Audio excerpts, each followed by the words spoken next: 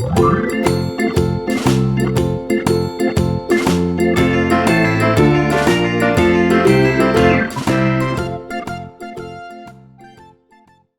aí, Tatu Belê com você? Eu sou Alex Soares e esse é o canal Tudo de Bom, o seu suprimento nerd semanalmente trazendo alguma coisa bacana pra você. Chegamos à metade de Doomsday Clock da DC Comics. No Brasil, o relógio do juízo final da Panini. O capítulo 6, a exemplo do capítulo 4, que pausou para mostrar as origens do novo Rorschach, pausa a história para mostrar as origens da Marionette e do Mímico. É interessante o sincronismo que a gente tem com a série Watchmen original, porque na série original o capítulo 4 mostrou as origens do Dr. Manhattan e o capítulo 6 mostrou as origens do Rorschach. Mesmo mostrando as origens da Marionette e do Mímico, a história avança um pouco, devagar, sim, mas avança. Não é uma crítica, é só uma observação. Uma história muito bem contada e o Mímico e a Marionette são personagens carismáticos e a gente acaba se envolvendo com a história.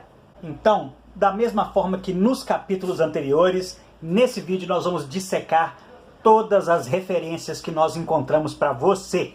Mas antes, um aviso bem bacana para você. Às segundas-feiras nós estamos publicando vídeos sobre a série Watchmen da HBO, mostrando as referências do capítulo que foi exibido no domingo. Eu vou deixar o link para essas análises aqui no card, na descrição desse vídeo e na tela final desse vídeo. Então, ó, já deixa aquele like bacana para fortalecer o nosso trabalho, se inscreve no canal, ativa o sininho para não perder nenhum dos nossos vídeos, se inscreve nas nossas redes sociais e compartilha esse vídeo com um amigo. Aproveita também e se inscreve nos nossos canais parceiros, o Alquimista Nerd e o Tomada Pop, link para os dois aí embaixo na descrição desse vídeo.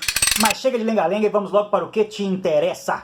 Por uma questão de vendas, uma questão contratual, não sei, a Panini só tem utilizado no Brasil as capas alternativas da série. Daí a capa original da edição 6. A capa que, claro, funciona como o primeiro quadrinho da história. Nela nós temos uma marionete do primeiro coruja, Hollis Mason. Nós temos a boneca que serviu de inspiração para a identidade vilanesca da Erica Manson. Tem até um bonequinho do Richard Nixon aí no cantinho embaixo, se você olhar bem. E aí vem a capa alternativa que a Panini utilizou, que eu particularmente acho muito bacana também. Nela nós temos o Rorschach, o Ozymandias, a Marionette e o Mímico tocando terror em Gotham. Uma coisa que eu achei muito bacana nessa capa é a representação tanto do Mímico quanto da Marionette. A Marionette realmente parece uma marionete de verdade e o Mímico um mímico de verdade, empunhando as suas armas invisíveis. No primeiro quadrinho do miolo nós já temos uma referência ao Dr. Manhattan,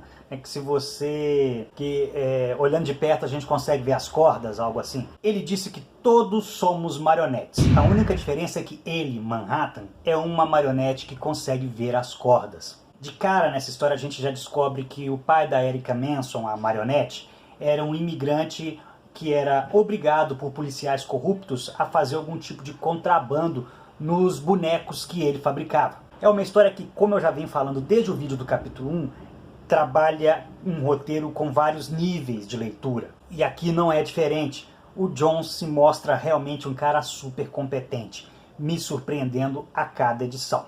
Essa história, mesmo sendo dividida em duas épocas distintas, no passado da Marionette e do Mímico e no tempo presente em Gotham City do universo DC, é uma história onde não há confusão entre as épocas, a transição é muito bem feita e também é uma história que, diferente da história do Rorschach, que foi um pouco mais parada, essa história, para mim, pelo menos, se mostrou um pouco mais dinâmica. Outra coisa interessante que a gente descobre é que o Marcus Mays, o Mímico, não arrancou a própria língua porcaria nenhuma, igual a Marionette tinha falado no capítulo 1. Ele é mudo mesmo. E uma coisa interessante aqui também sobre o Mímico é que o sobrenome dele, né, Maze, tem a pronúncia bem parecida com a palavra maze, labirinto em inglês. E também falando sobre a questão dele ter arrancado a língua com o alicate, no vídeo do capítulo 1 eu fiquei encucado com aquela propaganda do alicate que aparecia nos apêndices. E fiquei questionando se aquilo ali era uma referência ao Mímico ter arrancado a própria língua. Não era. E pouco depois eu acabei me dando conta que aquele alicate estava ali, era para o Rorschach utilizar mesmo, era uma ferramenta de trabalho para o Rorschach. Aí você vai falar, pô Alex, agora no capítulo 6 que você vem falar disso? Na verdade, eu me lembrei disso praticamente depois. Eu fiz o vídeo do capítulo 1 e o 2 juntos. Como eu não voltava nesse assunto do mímico ser mudo, eu acabava me esquecendo de colocar essa informação nos vídeos posteriores. Acabei falando nesse porque eu me lembrei. Porque aqui é assim, se a gente erra, a gente assume. Uma curiosidade interessante aí é quando a pequena Erika pede para o pai fazer uma amiguinha para a marionete dela, da Annie Bunny. Como na realidade de Watchmen as histórias de piratas é que fazem sucesso e não as histórias de super-heróis, é justificável ela pedir um boneco de pirata. E o interessante sobre a Annie Bunny é que ela foi uma pirata que realmente existiu. Ela nasceu na Irlanda com o nome de Anna Cormac por volta de 1702 e morreu por volta aí de 1782. Ao lado da Mary Read, as duas foram as capitãs mais famosas do Caribe. Vamos falar aqui de alguns aspectos técnicos. A arte do Gary Frank continua fodástica. Ele consegue fazer uma sequência toda sem palavras, sem diálogo algum, só com expressões faciais falar por si própria. Tudo bem que a estrutura de 9 painéis por página ajuda pra caramba, mas isso não diminui o trabalho dele que tá fodástico. Literalmente tudo de bom. O roteiro do Geoff Johns, mesmo quando caminha no campo previsível, ainda assim é muito competente, superando as expectativas. É um roteiro dramaticamente muito interessante. E o John sabe imprimir tão bem um tom próprio a essa história, que até algumas falas ditas por alguns personagens ficam mais verossímeis. Por exemplo, o Coringa. Eu consigo até imaginar a voz do Coringa, por causa da forma como o John está escrevendo ele. Eu costumo dizer o seguinte, se o escritor consegue fazer você imaginar a voz do personagem, isso significa que ele está fazendo um trabalho muito bom. E falando em trabalho muito bom, as cores do Brad Anderson.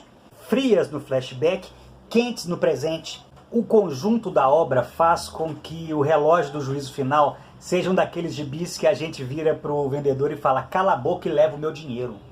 Tá, não é todo mundo que fala isso, porque tem muita gente reclamando do preço das revistas pelo número de páginas entregues. Eu não vou entrar nessa polêmica, mas eu também não tiro a razão de quem está reclamando do preço. Quando a pequena Erika está andando na rua, cantarolando com a sua marionete, ela está cantando I've Got No Strings, do Pinóquio, da Disney, de 1940. Essa aí é uma referência que tem vários níveis. Primeiro, ao próprio Pinóquio. Segundo, ao Dr. Manhattan e aquela questão das cordas, que eu falei no começo desse vídeo. E aí também vem uma coisa à minha cabeça, que é a questão do pai dela ser controlado pelos policiais corruptos, e isso aí ser um desejo de que esse inferno acabe. Mais pra frente na história, a referência a Pinóquio é ainda mais forte quando um policial corrupto chama o pai da Erika de Gepeto. Nessa sequência, o ataque que ela sofre dos amiguinhos na rua traça um paralelo bem interessante e bem forte com o ataque que o Rorschach sofreu na infância, o ataque que foi mostrado na edição 6 da série Watchmen original. Uma coisa que eu não me canso de dizer, as transições entre as épocas estão muito bem feitas. Eu tinha elogiado as falas do Coringa, né? Mas tem umas coisas com o Coringa nesse capítulo que... Putz, não, olha só, presta atenção. O Coringa fala de arrancar o rosto da marionete do mímico. Isso aconteceu com ele. Ele fala, vamos botar um sorriso nessa cara. Essa frase é do Batman de Tim Burton, de 1989, e também foi utilizada no Cavaleiro das Trevas, de 2008, do Christopher Nolan. Sem falar naquele revólver de cano exageradamente comprido. Aquilo ali, na hora que eu bati o olho, eu lembrei do Batman de 1989 também. E sem falar na neurotoxina que ele está usando no Batman para manter o Batman dopado. Desde a primeira aparição do Coringa em 1940, ele usa alguma droga, sei lá, artesanal ou personalizada, como é que eu vou chamar isso? E falando sobre o Coringa, eu vou deixar um link aqui no card e na descrição desse vídeo para uma entrevista que eu dei junto com o meu amigo Amaury de Paula sobre os 75 anos do personagem, há uns anos atrás, para o programa Agenda da Rede Minas. Assiste lá que tá bem bacana. Voltando para a história, uma coisa que é muito interessante é que os capangas do Senhor Frio estão mais parecendo capangas do Capitão Frio, por causa dessa questão do capuz com os óculos, que é uma marca do Capitão Frio, inimigo do Flash. E um detalhe, no capítulo 4 o Senhor Frio é mostrado no Arkham, e ele aproveitou e fugiu junto com o Rorschach e a Saturnia. E outras pessoas também. Por exemplo, o Espantalho, que é visto ali na reunião dos vilões convocados pelo Charada, onde eles estão formando um grupo de vilões e discutindo se aceitam ou não a proposta do Adão Negro de ir para o Kahndaq, para fugir das consequências do crescimento da paranoia gerada pela teoria do Superman. Nessa reunião, a maior parte dos vilões está utilizando um visual clássico, inclusive o Charada, que está com um visual inspiradíssimo no visual do Frank Gorshin, o Charada da série de TV do Batman dos anos 60. Esse sonho do Charada de montar um supergrupo de vilões remete a uma tradição da DC Comics que vem desde 1947, com a criação da Sociedade da Injustiça Mundial, ou Sociedade da Injustiça do Mundo. Depois veio a Gangue da Injustiça em 1974, a Sociedade Secreta dos Supervilões em 1978 e a Liga da Injustiça em 1997. Mas o nome que pegou mesmo e perdura até hoje, o grupo que realmente todo mundo lembra, é a Legião do Mal, que começou na série televisiva animada dos Super Amigos em 1978 e acabou sendo transportada para os quadrinhos em 1996. Nessa reunião, o vilão Tatuado fala sobre o que aconteceu num tal santuário. Isso é uma referência à série Heróis em Crise, que a Panini começou a publicar agora, para lembrar que as coisas que estão sendo mostradas ali são reflexo também de coisas que estão vindo de outras séries. Quando Duas Caras pergunta quem é o Batman dessa vez, as referências são várias. Nós temos aí a questão de Jean Paul Valley, o Azrael, já ter sido o Batman durante um tempo. O próprio Dick Grayson, o primeiro Robin e depois Asa Noturna, assumiu o manto do Homem-Morcego algumas vezes.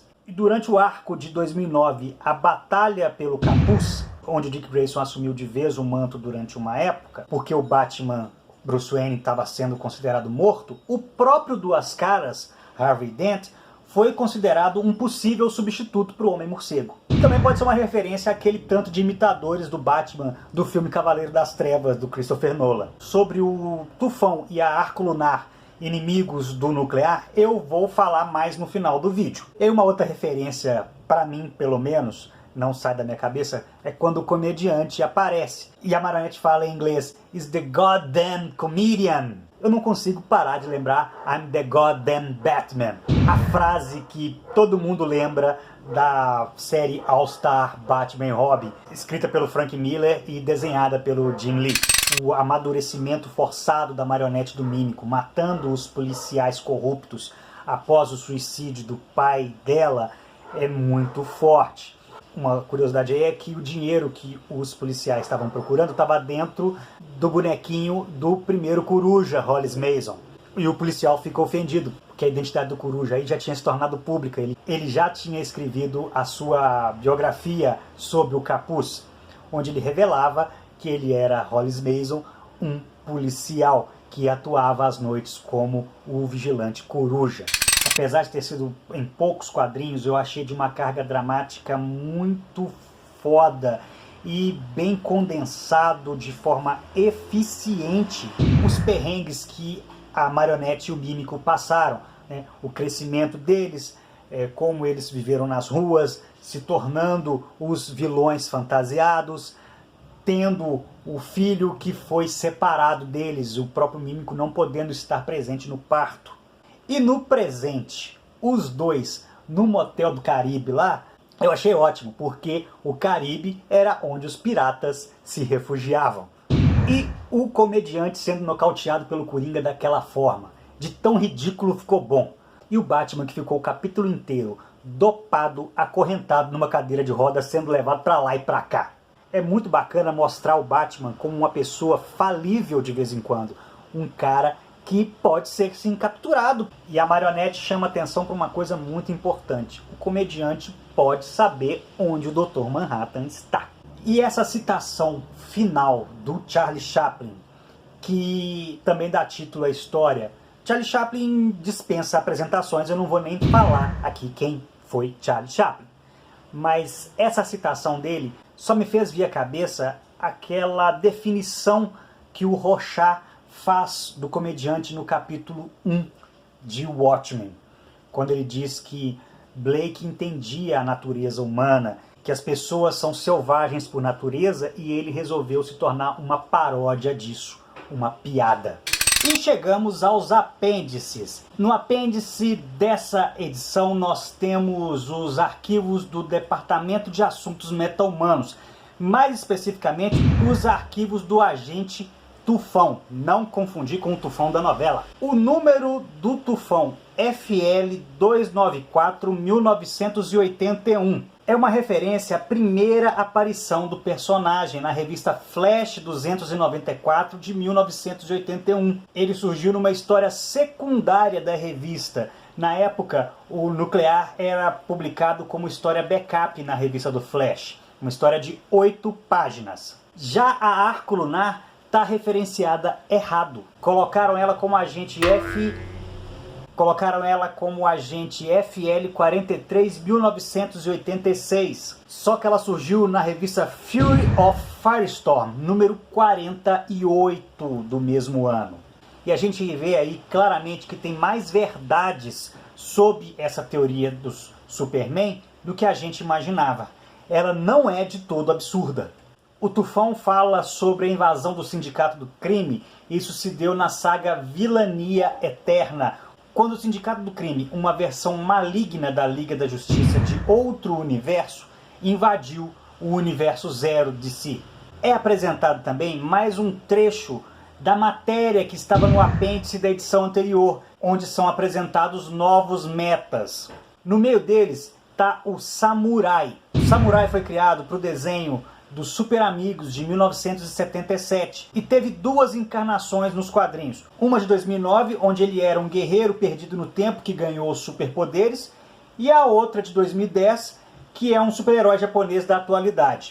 Uma marca de uma xícara de café convenientemente cobre o nome do diretor do Departamento de Assuntos Meta-Humanos. Ele costumava ser o Sargento Steel. O Sargento Steel e o Judo Master, ou Mestre Judoka, são personagens que vieram da Charlton Comics para DC Comics. Porém, nenhum dos dois teve um personagem análogo em Watchmen. E diz pra gente se você pegou alguma referência que a gente perdeu. O link pro vídeo do capítulo 5 vai estar aqui. E o link pro capítulo 7 vai estar aqui assim que a edição for liberada. E você sabe, né? Com crise ou sem crise, semanalmente a gente está aqui com alguma coisa bacana. Até o próximo vídeo e tudo de bom pra você!